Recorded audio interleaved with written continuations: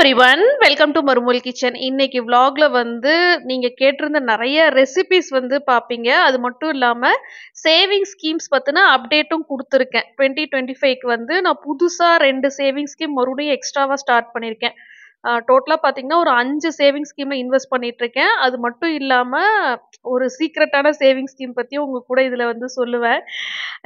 இந்த ப்ராடக்ட்ஸ்லாம் வந்து இந்த இண்டஸ் வேலி வெப்சைட்ல நான் உமன்ஸ் டே ஆஃபர் அப்போ ஆர்டர் போட்டிருந்தேன். அது ரிசீவ் பண்ணியிருந்தேன். இன்னும் அந்த ஆஃபர் போயிட்டு இருக்கு. முக்கியமா இந்த காம்போ, அதாவது ஒரு கடாய் வித் லிட்டு, ஒரு பெரிய ஃப்ரை பேன், அப்புறம் இந்த சின்ன சைஸ் சாஸ்பேன் பார்த்தீங்கன்னா நமக்கு காம்போல மட்டும்தான் இந்த மாதிரி மாடல்ல கிடைக்குது. சாஸ்பேன் வந்து தனியா பர்ச்சேஸ் பண்ணும்போது உங்களுக்கு சிலிக்கான் ஹேண்டிலோட வருது. இந்த காம்போ அண்ட் அப்புறம் ஒரு கஞ்சி வடிக்கிற பாத்திரம், இந்த 4 ஐட்டம்ஸுமே கோயம்புத்தூர்ல இருக்கிற எங்க மாமியாருக்காக நான் பர்ச்சேஸ் பண்ணது. அவங்க இன்னுமே அலுமினியம் பாத்திரத்துல தான் சமைச்சிட்டு இருக்காங்க.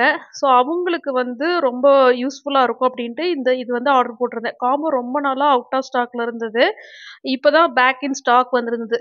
இந்த கஞ்சி வடிக்கிற பாத்திரம் எனக்காக நான் ஒன்று பர்ச்சேஸ் பண்ணி 3 மந்த்ஸ் ஆச்சு. அது வாங்கினதுல இருந்து டெய்லியுமே சாதம் கஞ்சி வடிச்சு தான் நான் சாப்பிட்டுட்டு இருக்கேன். குவாலிட்டி ஆஃப் த ப்ராடக்ட் வந்து ரொம்ப நல்லா இருக்கு. ட்ரைப்ளை ஸ்டெயின்லெஸ் ஸ்டீல், அது இல்லாம ஃபுட் கிரேட் யூஸ் பண்ணியிருக்காங்க. இப்போ இந்த இண்டஸ் வேலி வெப்சைட்ல இருக்கிற ரொம்ப ஹைலைட்டான ப்ராடக்ட் வந்து இந்த கஞ்சி வடிக்கிற மாதிரியான இந்த பாத்திரத்தை தான் சொல்வேன். அடிக்கடி அவுட் ஆஃப் ஸ்டாக்ல போயிடுது. ஹெவி டிமாண்ட் நினைக்கிறேன். இப்போ பேக் இன் ஸ்டாக் வந்திருக்கு. ஸோ ஃபர்ஸ்ட் வந்து இந்த சாஸ்பேன்ல டீ போட்டு குடிச்சிட்டு நம்ம வந்து ரெசிபிஸ் பார்க்கலாம். இந்த மாடல் சாஸ்பேன் பார்த்தீங்கன்னா தனியாக பர்ச்சேஸ் பண்ணும்போது இந்த மாதிரி ஹேண்டில் இல்லை. ரொம்ப நாளா நான் பார்த்துட்டே இருந்தேன். இது வந்து அவுட் ஆஃப் ஸ்டாக்லயே இருந்தது.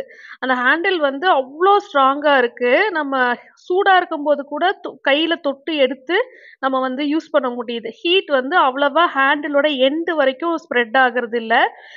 மத்த சாஸ்பேன்ஸ்லாம் பார்த்தீங்கன்னா, சைஸ் கொஞ்சம் பெருசா இருக்கு. அது இல்லாம சிலிக்கான் ஹேண்டில் வந்திருக்கு. அந்த மாரி அவங்களுக்கு வந்து யூஸ் பண்ண புடிக்காது அப்படின்றனால, நான் நார்மலா நல்லா ஸ்ட்ராங்கான ஹேண்டிலோட எடுத்திருந்தேன். அது மட்டும் இல்லாம இன்னொரு விஷயம், நம்ம கேஸ் ஸ்டவ் மேல வைக்கும்போது, அந்த ஹேண்டிலோட வெயிட்டுக்கு வந்து அந்த சாஸ்பேன் வந்து சாயக்கூடாது. நல்ல குவாலிட்டி. அடுத்ததா பார்த்தீங்கன்னா, இந்த மாதிரியான ஃப்ரை பேன். நம்ம தனியாவும் அந்த கடாய், ஃப்ரை பேன், சாஸ்பேன் உங்களுக்கு வேணும்னா நீங்க பர்ச்சேஸ் பண்ணிக்கலாம். காம்போவா பர்ச்சேஸ் பண்ணும்போது ஒரு பெரிய அட்வான்டேஜ் என்னன்னா, அந்த சாஸ்பேன் வந்து அந்த மாரி நல்ல ஸ்ட்ராங் ஹேண்டிலோட காம்போல மட்டும் தான் இருக்கு. இன்னொரு அட்வான்டேஜ் வந்து ஃப்ரை பேன் வந்து இது காம்போல மட்டும் தான் இந்த மாரி அகலமா இருக்கு. தனியா வாங்குற ஃப்ரை பேன் வந்து இந்த மாதிரி அகலமா இல்ல. நம்ம வந்து ஃப்ரை எல்லாம் பண்ணுவோம் இல்லையா? நார்மலான ஸ்டெயின்லெஸ் ஸ்டீல் பாத்திரத்துல சமைக்கும்போது நமக்கு வந்து அடி பிடிக்குது. இந்த மாரி நம்ம ரோஸ்ட் பண்ற மாரியான பொரியல்லாம் செய்யும்போது பார்த்தீங்கன்னா, வெண்டைக்காய் வறுவல், அப்புறம் உருளைக்கிழங்கு வறுவல்லாம் வந்து அடி பிடிக்கும். ஆனா அதுவே ட்ரைப்ளை ஸ்டெயின்லெஸ் ஸ்டீல்ல வந்து நம்ம குக் பண்ணும்போது, ஒன்ஸ் வந்து ஹீட் ஆயிடுச்சு அப்படின்னா, நம்ம ஃப்ளேம் சிம் பண்ணி வச்சுக்கலாம். உள்ளேயும் ஸ்டெயின்லெஸ் ஸ்டீல், வெளியும் ஸ்டெயின்லெஸ் ஸ்டீல், நடுவுல அலுமினியம் இருக்கும். அதுதான் ட்ரைப்ளை. உள்ள இருக்கிற ஸ்டெயின்லெஸ் ஸ்டீல் வந்து ஃபுட் கிரேட். ஸோ நீங்க எவ்வளோ நேரம் சூடா சமைச்சாலும், அந்த மெட்டல்ஸ் வந்து ஃபுட்டு கூட ரியாக்ட் ஆகாது. அதுதான் ஃபுட் கிரேட் ஸ்டெயின்லெஸ் ஸ்டீல்னு சொல்றாங்க. அதாவது நிக்கல் அண்ட் குரோமியமோட அளவுகள் வந்து ரொம்ப கம்மியா இருக்கும். ஸ்டெயின்லெஸ் ஸ்டீல்னாவே நெறைய மெட்டல்ஸோட காம்பினேஷன் தான் ஸ்டெயின்லெஸ் ஸ்டீல். ஸோ அதனால தான் ஃபுட் கிரேட் ஸ்டெயின்லெஸ் ஸ்டீல்லாம் கொஞ்சம் வந்து பிரைஸ் ஹையா தோணும். மத்த பிராண்ட்லயும் நீங்க பார்த்தீங்கன்னா, ஃபுட் கிரேட் ஸ்டெயின்லெஸ் ஸ்டீல் மட்டும் தான் கொஞ்சம் வந்து பிரைஸ் ஹையா இருக்கும். ஸோ வெண்டைக்காய் வறுவல் வந்து நல்லா வதக்கி எடுத்து வச்சுட்டேன். அடுத்ததா ரைஸும் உங்களுக்கு வந்து மஷ்ரூமும், பட்டாணியும் சேர்த்து ஒரு கிரேவி செஞ்சு காட்டுறேன். இந்த மஷ்ரூம் கிரேவி வந்து கண்டிப்பா ட்ரை பண்ணுங்க. நீங்க இட்லி, தோசை, சப்பாத்தி, ஆப்பம் இதுக்கெல்லாம் சூப்பரா இருக்கும். ஒயிட் ரைஸுக்கு வந்து சேர்த்து சாப்பிடுற மாதிரியான ஒரு கிரேவி தான் வந்து உங்களுக்கு இன்னைக்கு காட்டியிருக்கேன். அதனால வந்து பார்த்தீங்கன்னா, சின்ன வெங்காயம் யூஸ் பண்ணி இந்த கிரேவி செய்வேன். நீங்க எந்த ஒரு மஷ்ரூம் ரெசிபி செய்யறதா இருந்தாலுமே ஒரு சின்ன டிப் வந்து, நான் கட் பண்ண மாதிரி மஷ்ரூம்ஸ் வந்து தின் ஸ்லைசஸா கட் பண்ணிட்டு, எண்ணெயில கொஞ்சம் பட்டர் சேர்த்து நல்லா வதக்கி எடுத்துக்கோங்க. அந்த பட்டரும், மஷ்ரூமும் சேர்ந்து வேற லெவல்ல ஒரு டேஸ்ட் குடுக்கும். இந்த மாரி கிரேவி, குழம்பு மட்டும் இல்லாம, நீங்க வந்து ஏதாவது பிரியாணி, புலாவெல்லாம் செய்றீங்க மஷ்ரூம் வச்சுனாலும், அதுக்கும் நீங்க இந்த மெத்தட், அதாவது பட்டர் கூட சேர்த்து வதக்கி எடுத்து வச்சுட்டு, அதுக்கப்புறமா அந்த மஷ்ரூம வந்து நீங்க ரெசிபில யூஸ் பண்ணும்போது, டேஸ்ட் வந்து வேற லெவல்ல வரும். அடுத்ததா அதே கடாயில வந்து மறுபடியும் கொஞ்சமா எண்ணெய் சேர்த்து, சின்ன வெங்காயம் ஒரு 1/4 கிலோ அளவுக்கு வந்து வதக்கிக்கிறேன். காரத்துக்கு வந்து 2 ரெட் சில்லி வரமிளகா போட்டிருக்கேன். ஒரு தக்காளி பழம் போட்டு லிட்டு வச்சு க்ளோஸ் பண்ணிடலாம். தக்காளி பழம் நல்லா ஸ்மாஷ் ஆனதுக்கப்புறமா மற்ற பொடியெல்லாம் ஆட் பண்ணணும். ஸோ அந்த ஃப்ரை பேனில் பார்த்தீங்கன்னா வெண்டைக்காய் வறுவல் செய்யும்போது கடாய்க்கு கொடுத்துருந்த லிட்டு வச்சு தான் ஃப்ரை பேனையும் க்ளோஸ் பண்ணியிருந்தேன். ஸோ இந்த லிட்டை வந்து நம்ம கடாய்க்கும் யூஸ் பண்ணிக்கலாம், ஃப்ரை பேனுக்கும் யூஸ் பண்ணிக்கலாம். சைஸ் வந்து கரெக்டாக இருக்குது. ஸோ அடுத்ததாக பார்த்தீங்கன்னா வெங்காயம் தக்காளி வதங்கினதுக்கு அப்புறமா நான் வந்து மிளகாய் தூள் மறுபடியும் கொஞ்சம் ஆட் பண்ணியிருக்கேன், மல்லித்தூள் ஆட் பண்ணியிருக்கேன். அதுக்கப்புறமா சிக்கன் மசாலா தூள் கொஞ்சம் போட்டிருந்தேன். மஷ்ரூம் கிரேவி வந்து நல்லா டேஸ்ட்டாக இருக்கும் அப்படின்றனால யூஸ் பண்ணியிருந்தேன். அது ஆப்ஷனல் தான். ஸோ அது வந்து நல்லா ஆற வச்சு நல்லா ஃபைன் பேஸ்ட்டாக அரைச்சி எடுத்துக்கணும். மறுபடியும் கடாயில் கொஞ்சமாக எண்ணெய் ஊற்றி கடுகு பொரிஞ்சதுக்கு அப்புறமா மறுபடியும் கொஞ்சம் சின்ன வெங்காயம் வந்து கட் பண்ணி சேர்த்துருக்கேன். அதுக்கப்புறமா நம்ம அரைச்சி வச்சிருக்கிற மசாலா வந்து ஆட் பண்ணி தேவையான அளவு தண்ணி ஊற்றிட்டு அப்புறம் சால்ட் ஆட் பண்ணிட்டு நம்ம வதக்கி வச்சிருக்கிற மஷ்ரூமையும் போட்டுட்டு பட்டாணி இருந்துச்சு அப்படின்னா பட்டாணியும் சேர்த்து நம்ம வந்து இந்த கிரேவியை செய்யலாம். ஆக்சுவலாக இது எண்ணெயில் கடுகு கருவேப்பிலை தாளிச்சும் இந்த கிரேவி செய்யலாம். நான் வந்து எண்ணெயில் பட்டை கிராம்பு தாளிச்சிட்டு அதுக்கப்புறமா சின்ன வெங்காயம் வதக்கி இந்த கிரேவி செஞ்சுருக்கேன். 2 மெத்தடுமே செய்யலாம். நம்ம எய்தர் பட்டை கிராம்பு யூஸ் பண்ணணும், இல்லைன்னா கடுகு யூஸ் பண்ணணும். பட்டை கிராம்பு யூஸ் பண்ணி தாளிக்கும் போது உங்களுக்கு ஒரு மாதிரி குருமா டேஸ்ட்டில் வரும். உங்களுக்கு இட்லி தோசை ஆப்பம் சப்பாத்திக்கும் நல்லாயிருக்கும், ரைஸ்க்கும் நல்லாயிருக்கும். கடுகு கருவேப்பிலை தாளித்து செஞ்சீங்க அப்படின்னா ரைஸ்க்கு மட்டும்தான் நல்லாயிருக்கும் அப்படின்னு நினைக்கிறேன். ஸோ உங்கள் விருப்பம், நீங்கள் எப்படி வேணால் தாளித்து செய்யலாம். ஸோ நான் வந்து பட்டாணி ஃப்ரெஷ் பட்டாணி ஆட் பண்ணியிருக்கேன். நம்ம சூப்பராக பட்டரில் ஃப்ரை பண்ணி வச்சுருந்த மஷ்ரூமை ஆட் பண்ணி வேறு லெவல் ஸ்மெல்லு. நீங்கள் அந்த பட்டரில் வதக்கின மஷ்ரூமை ஆட் பண்ண உடனேயே கிரேவி வந்து நல்லா ஸ்மெல் வர ஆரம்பிச்சிருச்சு. கொஞ்சமாக தேங்காய் பால் வந்து ஃபைனலாக ஆட் பண்ணிக்கிறேன். கிரேவி வந்து நல்ல திக்னஸ் கிடைக்கும். தேங்காய் பால் இல்லாமல் வேறு என்ன ஆட் பண்ணலான்னு பார்த்தீங்கன்னா, நீங்கள் வந்து முந்திரி பருப்பும் கசகசாவும் கொஞ்ச நேரம் சுடுதண்ணியில் ஊற வச்சுட்டு நல்லா ஃபைன் பேஸ்ட்டாக அரைச்சி அதுக்கப்புறமா ஆட் பண்ணிங்கனாலும் நல்ல டேஸ்ட்டாக இருக்கும். ஸோ ரைஸ் வந்து கஞ்சி வடிக்கிற பாத்திரத்தில் வச்சுருக்கேன். நிறைய பேர்த்துக்கு கஞ்சி வடிக்கிறது எப்படின்னு தெரியலன்னு சொல்லியிருந்தீங்க. நார்மலாக பாத்திரத்திலே கஞ்சி வடிக்கலாம். அது வந்து தெரிஞ்சவங்களுக்கு. என்ன மாதிரி ஆளுங்களுக்குலாம் வந்து பாத்திரத்தில் கஞ்சி வடிக்க தெரியாது. அதுக்கு வந்து பார்த்தீங்கன்னா 2 சைடும் கிளிப்பு மாதிரி கொடுத்துருக்காங்க. அது நல்லா பிடிச்சிக்கும். ஸோ ரைஸ் நல்லா வெந்துருச்சான்னு பார்த்துட்டு அதுக்கப்புறமா கஞ்சியை வடிங்க. தயவு செஞ்சு இந்த கஞ்சியை குடிக்க வேண்டாம். ஏன்னா இதில் உப்பு போட்டு நிறைய பேர் குடிப்பாங்க. அதுக்காக சொல்கிறேன். இது வந்து பாலிஷ்டு ரைஸ். இதில் இருக்கிற கஞ்சியில் வந்து கம்ப்ளீட்டாக கார்போஹைட்ரேட் ஸ்டார்ச் தான் இருக்கும். அதை குடிச்சிங்கன்னா சுகர் டயபெட்டிக்காக ஆகிறதுக்கான சான்சஸ் இருக்குது. டயபெட்டிக் பேஷண்ட்ஸ் வந்து கண்டிப்பாக கஞ்சி வடிச்சு சாதம் எடுக்கிறது நல்லது. அந்த காலத்தில் கைக்குத்தல் அரிசி, அதனால அந்த கஞ்சியை குடிச்சாங்க. இப்போ இந்த கஞ்சி வந்து பாய்சன் மாதிரி தான். மறுபடியும் கொஞ்ச நேரம் வந்து ஸ்டவ்வில் வச்சு ஃப்ளேம் சிம் பண்ணிட்டீங்கன்னா கீழே இருக்கிற அந்த தண்ணியும் நல்லா வந்து உங்களுக்கு ட்ரை ஆகிடும். சாதம் வந்து நல்லா உதிர உதிராக கிடைக்கும். ஸோ இப்போ நீங்கள் வீடியோவில் பார்த்தா எல்லா குக்வேர்ஸ்க்குமே பர்ச்சேஸ் லிங்க் வந்து கீழே டிஸ்கிரிப்ஷன் பாக்ஸில் கொடுத்துருப்பேன். என்னோட கூப்பன் கோட் யூஸ் பண்ணிங்கன்னா உங்களுக்கு எக்ஸ்ட்ரா 12% டிஸ்கவுண்ட்டும் கிடைக்கும். இந்த கடாய் ஃப்ரை பேன் சாஸ்பேன் வந்து நீங்கள் காம்போவாகவும் பர்ச்சேஸ் பண்ணிக்கலாம். காம்போவாக பர்ச்சேஸ் பண்ணிங்கன்னா உங்களுக்கு வந்து ப்ரைஸ் கொஞ்சம் கம்மியாக வருது. இல்லை தனித்தனியாக வேணுனாலும் பர்ச்சேஸ் பண்ணிக்கலாம். நான் காம்போவாக இருக்கிற லிங்க்கும் கீழே டிஸ்கிரிப்ஷன் பாக்ஸில் கொடுத்துருக்கேன். தனித்தனியாக ஒவ்வொரு ப்ராடக்ட்ஸ்க்கான பர்ச்சேஸ் லிங்க்கும் கீழே டிஸ்கிரிப்ஷன் பாக்ஸில் கொடுத்துருக்கேன். அடுத்தது ஜீவனுக்காக இப்போ சம்மர்ன்றனால ஃப்ரூட்ஸ் நிறைய வாங்கிட்டே தான் இருக்கேன். இந்த லிச்சி ஃப்ரூட் வந்து ஃபர்ஸ்ட் டைம் பிக் பாஸ்கெட்ல பர்ச்சேஸ் பண்ணியிருந்தேன். லிச்சி ஃப்ரூட் வந்து பார்த்தீங்கன்னா நான் இந்த டிசம்பர் வெக்கேஷன் அப்போ கொடைக்கானல் ட்ரிப்பு போயிருந்தேன். அங்கே தான் பார்த்தீங்கன்னா இந்த ரம்புட்டான் மங்குஸ்தான் லிச்சி ஃப்ரூட் இது எல்லாமே வாங்கியிருந்தேன். ரொம்ப நல்லா இருந்தது. எல்லாமே செம்ம டேஸ்ட். சீசன் டைம்ல இங்க அந்த ரம்புட்டான் மங்குஸ்தான் ஃப்ரூட்ஸும் கிடைக்குது. பட் இது வரைக்கும் நான் வாங்கினது இல்லை, டேஸ்ட் எப்படி இருக்குன்னு தெரியாதுன்ட்டு. ஆனால் லிச்சி ஃப்ரூட் மட்டும் ஃபர்ஸ்ட் டைம் ட்ரை பண்ணலான்னு சொல்லி ஆர்டர் பண்ணியிருந்தது வந்திருந்தது. மேலே இருக்கிற தோலை எடுத்துட்டு சாப்பிடணும். நுங்கு சாப்பிட்டா என்ன மாதிரி ஒரு டேஸ்ட் இருக்குமோ அப்படிதான் இருக்கு. சின்னதாக ஒரு கொட்டை இருக்கும். இப்போ சீசன் நினைக்கிற லிச்சி ஃப்ரூட் எல்லாம் கிடைச்சதுன்னா, இப் சப்போஸ் நீங்க பெங்களூர்ல இருக்கீங்கன்னா கண்டிப்பா பிக் பாஸ்கெட்ல ட்ரை பண்ணி பாருங்க. நல்ல டேஸ்டா செம்ம குவாலிட்டியா இருந்தது. அடுத்ததா கஸ்டர்ட் பவுடர் வச்சு நான் கஸ்டர்ட் ப்ரிப்பேர் பண்ணிக்கிறேன். 1 டேபிள் ஸ்பூன் கஸ்டர்ட் வந்து கொஞ்சமா காய்ச்சி ஆற வச்ச பால்ல வந்து மிக்ஸ் பண்ணிக்கிறேன். டைரக்டா சூடான பால்ல கஸ்டர்ட் பவுடர் ஆட் பண்ணீங்கன்னா கட்டி கட்டி ஆயிடும். அதுக்கப்புறமா 1 கிளாஸ் அளவுக்கு பாலை வந்து நல்லா கொதிக்க வச்சுட்டு அதுக்கப்புறமா நம்ம கஸ்டர்ட் பவுடர் கரைச்சி வச்சிருந்தோம் இல்லையா, அதை ஆட் பண்ணி இந்த மாதிரி சிம் ஃப்ளேம்ல வச்சு நல்லா மிக்ஸ் பண்ணிக்கிட்டே இருந்தீங்கன்னா ஒரு மாதிரி திக்கு கன்சிஸ்டன்சில வரும். பாயாசம்லாம் செய்வோம் இல்லையா, அந்த மாதிரி வரும். ஸ்டவ் ஆஃப் பண்ணிடுங்க. ஆஃப் பண்ணிட்டு தேவையான அளவு சுகர் சேர்த்துக்கலாம். இந்த கஸ்டர்டு ப்ரிப்பேர் பண்றது ரொம்ப ஈஸி. நெறைய வீடியோஸ் போட்டிருக்கேன். இந்த தடவ கம்மியா தான் ப்ரிப்பேர் பண்ணியிருக்கேன். என்னன்னா ஐஸ்கிரீம் இருக்கு. ஐஸ்கிரீமும் கஸ்டர்டும் சேர்த்து தான் ஃப்ரூட் சாலட் செய்ய போறேன். ஸோ சைட்ல வந்து ஃப்ரை பேன்ல அந்த கஸ்டர்ட் வந்து நல்லா ஆறிட்டு இருக்கு. இந்த கஸ்டர்ட வந்து நம்ம செஞ்சுட்டு ஒரு பாத்திரத்துல ஊத்தி ரெஃப்ரிஜரேட்டர்ல வச்சிரலாம். என்ன ஃப்ரூட்ஸ் வேணாலும் இது கூட ஆட் பண்ணலாம். ஆனா சிட்ரஸ் ஃப்ரூட்ஸ் மட்டும் ஆட் பண்ணக்கூடாது. அதாவது புளிப்பா இருக்கும் இல்லையா? ஆரஞ்சு, சாத்துக்குடி இந்த மாரியான ஃப்ரூட்ஸ் வந்து கஸ்டர்ட் கூட மிக்ஸ் பண்ணக்கூடாது. கெட்டு போயிடும். என்ன மாரி ஃப்ரூட்ஸ் போடலான்னு பார்த்தீங்கன்னா, ஆப்பிள் கண்டிப்பா போடலாம். வாழைப்பழம், அப்புறம் வந்து பப்பாயா, அப்புறம் போமிகிரானேட் இதெல்லாம் வந்து சேர்த்துக்கலாம். அ புளிப்பே இல்லாத திராட்சை மீன் சீட்லெஸ் திராட்சை வந்து வாங்கி வச்சிருந்தேன். அதையும் நான் சின்ன சின்ன பீஸா கட் பண்ணி, நல்லா ஒரு ஃப்ரூட் சாலட் மாரி ப்ரிப்பேர் பண்ணிட்டு, அதுக்கப்புறமா கஸ்டர்ட் கூட மிக்ஸ் பண்ணி நம்ம சாப்பிடலாம். ஆக்சுவலா இந்த ஃப்ரூட்ஸையும், கஸ்டர்டையும் ஒண்ணா மிக்ஸ் பண்ணிட்டீங்க அப்டின்னா, அன்னைக்கே நம்ம வந்து சாப்ட்றணும். ஒண்ணா மிக்ஸ் பண்ணி நீங்க ரெஃப்ரிஜரேட்டர்ல ஸ்டோர் பண்ணீங்கன்னா, அடுத்த நாளே அது ஒரு மாதிரி ஆயிடும். டேஸ்ட் வந்து டிஃபரன்ஸ் இருக்கும். ஸோ எப்பவுமே கஸ்டர்ட் மட்டும் ப்ரிப்பேர் பண்ணி ரெஃப்ரிஜரேட்டர்ல ஸ்டோர் பண்ணி வச்சுக்கோங்க. எப்போ தேவையோ உங்ககிட்ட இருக்க ஃப்ரூட்ஸ் எல்லாம் நல்லா மிக்ஸ் பண்ணிட்டு, அது மேல வந்து கஸ்டர்ட் ஊத்தி குழந்தைங்களுக்கு வந்து குடுங்க. செம்ம டேஸ்ட்டா இருக்கும். இப்ப ஃப்ரூட்ஸ் வந்து குழந்தைங்க சாப்பிட மாட்டேங்கிறாங்க அப்படின்னா, நீங்க எந்த ஃப்ரூட்ஸா இருந்தாலும் இந்த மாரி மிக்ஸட் ஃப்ரூட் பவுலா செஞ்சுட்டு, அது மேல கஸ்டர்ட் போட்டு, வீட்ல வந்து ஐஸ்கிரீம் வாங்கி ரொம்ப நாளா ஃப்ரீசர்ல இருந்தது. சரி வெயில் காலம் அப்படின்றனால ஜீவனுக்கு வந்து அதையும் வச்சு சர்வ் பண்ணி குடுத்தேன். இப்போ உகாதி வருது, அதுக்கப்புறமா தமிழ் நியூ இயர் வரும். அந்த டைம்ல பார்த்தீங்கன்னா, சித்திரக்கனி அப்படின்றனால நம்ம நெறைய ஃப்ரூட்ஸ் வாங்குவோம். ஆனா அத கட் பண்ணி குடுத்தோம் அப்படின்னா, குழந்தைங்க சாப்பிட மாட்டாங்க. அந்த டைம்ல இந்த மாரி ஒரு ஃப்ரூட் பவுலா செஞ்சுட்டு கஸ்டர்ட் போட்டு குடுத்தீங்கன்னா, நல்லா டேஸ்ட்டா இருக்கும். ஹெல்த்தியும் கூட. ட்ரை பண்ணி பாருங்க. எல்லா குழந்தைகளுக்குமே இப்ப ஆனுவல் எக்ஸாம் ஸ்டார்ட் ஆயிருக்கும்னு நெனைக்கிறேன். உட்கார்ந்து படிச்சுட்டு இருக்கும்போது, இந்த மாரி சர்ப்ரைஸா ஒரு ஃப்ரூட் பவுல் செஞ்சு குடுத்தீங்கன்னா, கண்டிப்பா சந்தோஷமாயிடுவாங்க.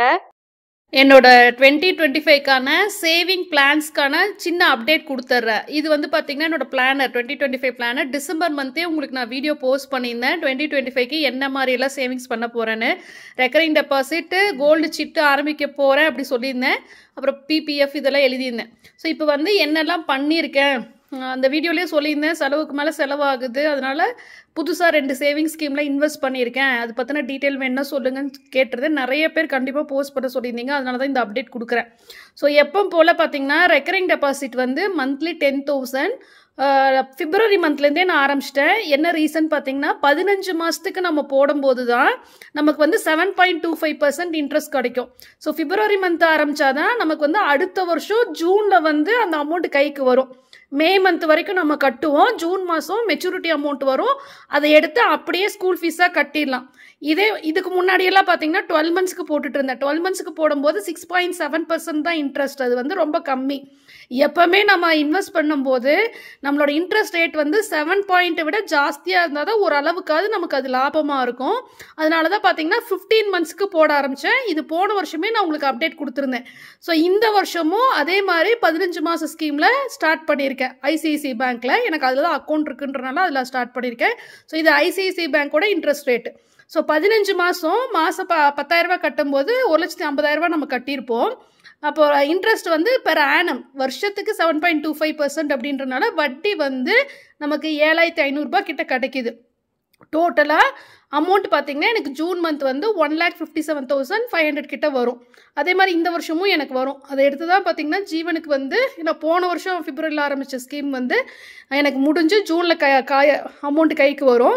ஸோ அவன் சிபிஎஸ்சி 11th ஸ்டாண்டர்ட் ஃபீஸ் எல்லாம் ஹை தான். இங்கே பெங்களூரில் ஜாஸ்தி, அதே மாதிரி கோயம்புத்தூர்லேயும் சிபிஎஸ்சிலலாம் விசாரித்த வரைக்கும் ஜாஸ்தி தான். மோர் தென் 1 lakh 1,20,000 அப்படி தான் வாங்குறாங்க. இந்த அமௌண்ட் வந்து பார்த்திங்கன்னா ஸ்கூல் ஃபீஸ் மட்டும் இல்லாமல் யூனிஃபார்ம், புக்ஸ் எல்லாம் இங்கே வந்து 8,500 போன வருஷமே புக்ஸ் ஃபீஸு, அப்புறம் டிரான்ஸ்போர்ட்டேஷன் ஃபீஸ் வந்து வருஷத்துக்கு 30,000 35,000 அப்படி வாங்குறாங்க.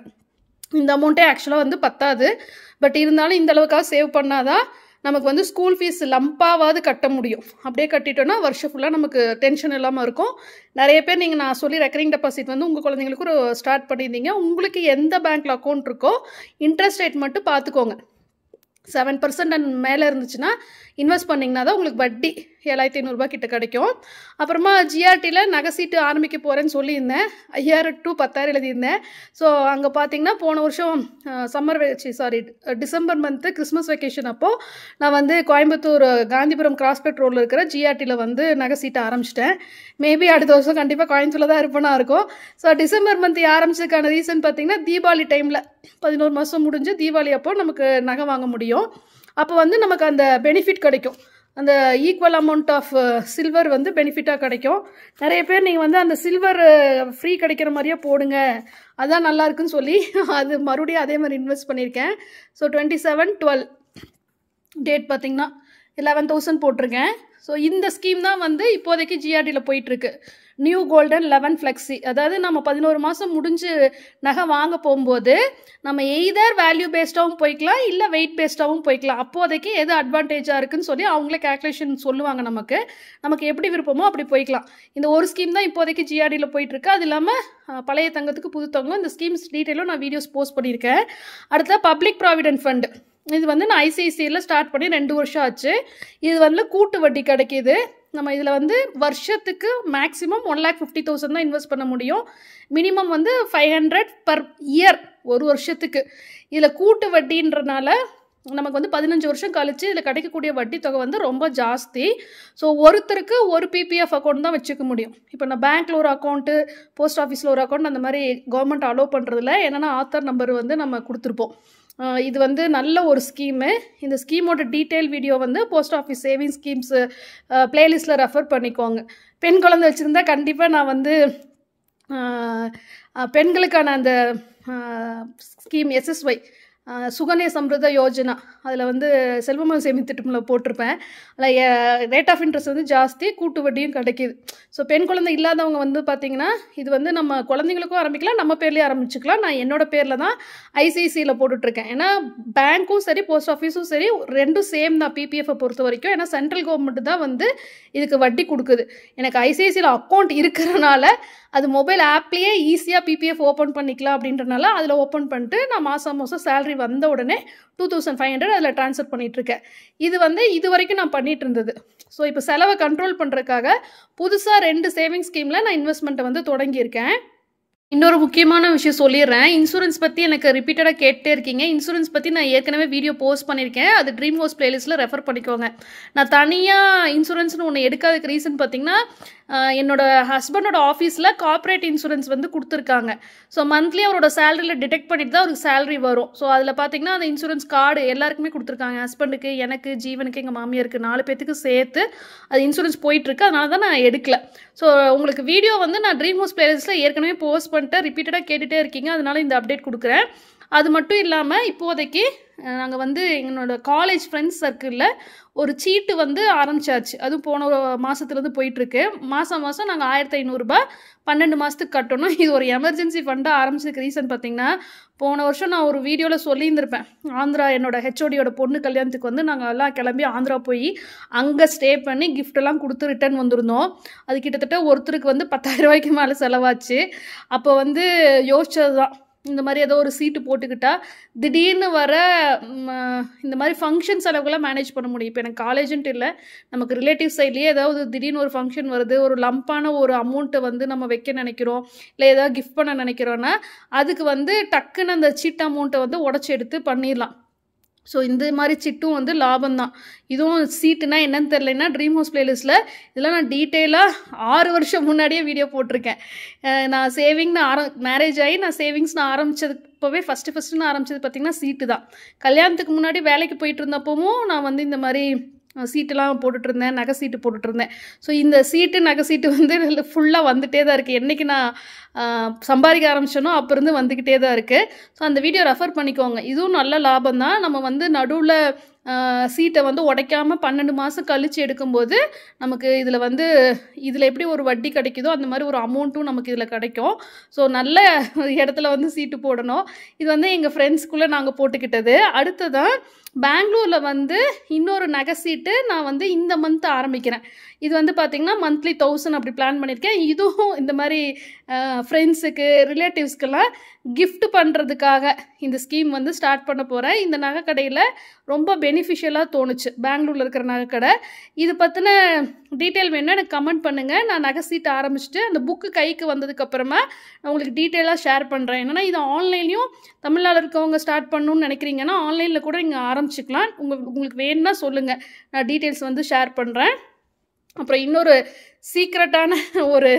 சீக்ரெட்னு சொல்ல முடியாது, நான் ரொம்ப நாளாக நினச்சிட்டு இருந்தது தான். ஒரு ஸ்கீம் வந்து போஸ்ட் ஆஃபீஸில் வந்து ஒரு சேவிங்ஸ் அக்கௌண்ட் ஆரம்பிச்சிட்டு அங்கே வந்து போஸ்ட் ஆஃபீஸில் ஏதாவது ஒரு சேவிங்ஸ் ஸ்கீமில் கண்டிப்பாக இன்வெஸ்ட் பண்ணணும் அப்படின்னு சொல்லி நினச்சிட்ருக்கேன். பட் பெங்களூர்லேருந்து கோயம்புத்தூர் ட்ரான்ஸ்ஃபர் ஷிஃப்ட் ஆகிற இந்த பிளான்னால தான் நான் இன்னும் போஸ்ட் ஆஃபீஸில் அக்கௌண்ட் ஸ்டார்ட் பண்ணலை. சரி, நான் இந்த தடவை ஏப்ரல் மே வெக்கேஷனில் ஊருக்கு போகும்போது அங்கே வந்து போஸ்ட் ஆஃபீஸில் எய்தர் என் பேர்லேயோ இல்லை ஜீவன் பேர்லேயோ ஒரு அக்கௌண்ட் ஆரம்பிச்சிட்டு அதில் வந்து ஏதாவது ஒரு சேவிங்ஸ் ஸ்கீமில் கண்டிப்பாக இன்வெஸ்ட் பண்ண போகிறேன். ஸோ அது பற்றின டீட்டெயில் வேணும்னாலும் சொல்லுங்கள். நான் ஊருக்கு போயிட்டு கண்டிப்பாக போஸ்ட் ஆஃபீஸ் விசிட் பண்ணிட்டு கொஞ்சம் அப்டேட்டடான இன்ட்ரெஸ்ட் ரேட்டும் கேட்கணும். ஏன்னா ஏப்ரல் 1 எப்போவுமே அப்டேட் பண்ணுவாங்க போஸ்ட் ஆஃபீஸில் இன்ட்ரெஸ்ட் ரேட்டெல்லாம். அப்புறம் இந்த மகிழா சம்மான் சேவிங் சர்டிஃபிகேட், அந்த லேடிஸ்க்கான ஒரு ஃபிக்ஸட் டெபாசிட் ஸ்கீம் பற்றியும் நான் போட்ட வீடியோஸில் நிறைய கமெண்ட்ஸ் நான் தப்பாக சொல்கிறேன் அப்படியெல்லாம். அந்த ஸ்கீமில் இப்போதைக்கு ஸ்டாப் பண்ணியிருக்காங்க, இன்வெஸ்ட் பண்ண முடியாதுன்னு சொல்லியிருந்தேன். பட் ஒரு சப்ஸ்கிரைபர் இல்லை பண்ணலாம் அப்படிலாம் சொல்லியிருந்தீங்க. ஸோ அது டேரெக்டாக நம்ம போஸ்ட் ஆஃபீஸ்லேயே போய் கேட்டு தெரிஞ்சுட்டு சப்போஸ் இருந்துச்சு அப்படின்னா அதில் இன்வெஸ்ட் பண்ணலாமான்னு யோசிச்சுட்ருக்கேன்.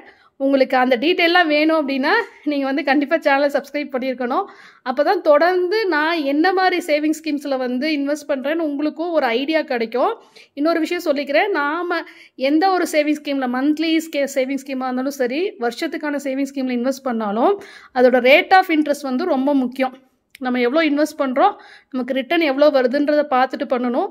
நான் வந்து 7 and above இருக்கிற ஸ்கீமில் மட்டும்தான் இன்வெஸ்ட் பண்ணுறேன். இது ஒரு சின்ன டிப்பாக எடுத்துக்கோங்க.